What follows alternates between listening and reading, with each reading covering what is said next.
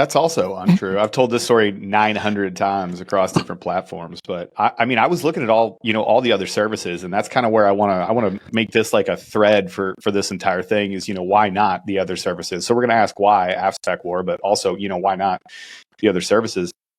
I had no idea. I just really wanted to serve.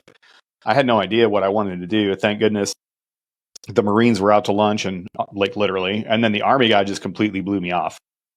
That's weird. The Army guy was like, yeah, you probably won't be able to make Ranger or Special Forces. So, we can, just like, Peaches, you were saying, they're like, yeah, we can get you into a different job. And then when you're ready to go to SFAS, like you could probably go assess, like maybe we'd be able to get you a Ranger contract. But even in, those days, this is September of 2001. Even in those days, the guy was just like, I don't know, man, it's pretty tough. That's a ballsy move. Like I get using that tactic if somebody's been stringing along, they keep saying they're going to do it and they never commit or they're just not improving their PT scores or whatever it is. But to just on the first look and go, nah, man, probably won't make it. It's like, well, maybe you get a nibble first and get them kind of hooked and then say that to really kind of drive it home. Not right off the bat.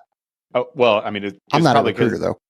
Well, it's probably because he looked at me and knew right away that the Army didn't want this POS. It was funny because I took my ASVAB with him, and I got high on the ASVAB, like not super. It wasn't like over a 95, but I want to say like my composite score was like a 90 or a 91 or something. And immediately the guy's tune changed. But I had just I took the ASVAB with him either that day or the next day. Like the next day we went to the testing center and I took the ASVAB. Like the day after, he was like, well, let's see what you score on the ASVAB and we'll kind of go from there. And then when I had scored a 91, I'd already talked to the Air Force recruiter. I no kidding, left the Army office after making the appointment for the ASVAB, went to the Air Force recruiter, started talking to him. He was going to get me set up for an ASVAB. I was like, oh, don't worry about it. I'm taking it with the Army. And then I'll be back afterwards. And that's exactly what I did. That Army recruiter, pretty good one. I was like, hey, thanks for that ASVAB. And he was like, bro, you can do whatever you want. You want to be an intel guy? You want to, go do this or that? Or you want to, go to aviation? I was like, oh, yeah, I'm just going to go talk to the Air Force. So, got him. To be fair, you could have been like a CW4 right now.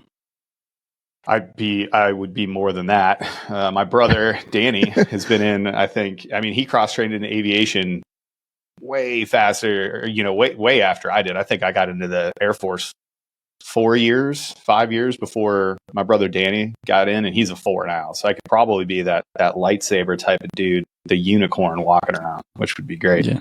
Except you'd have a lot more wrinkles and you'd be more angry if you're a whole lot. Yeah. Drinking gasoline, big mustache, looking like it. Yeah.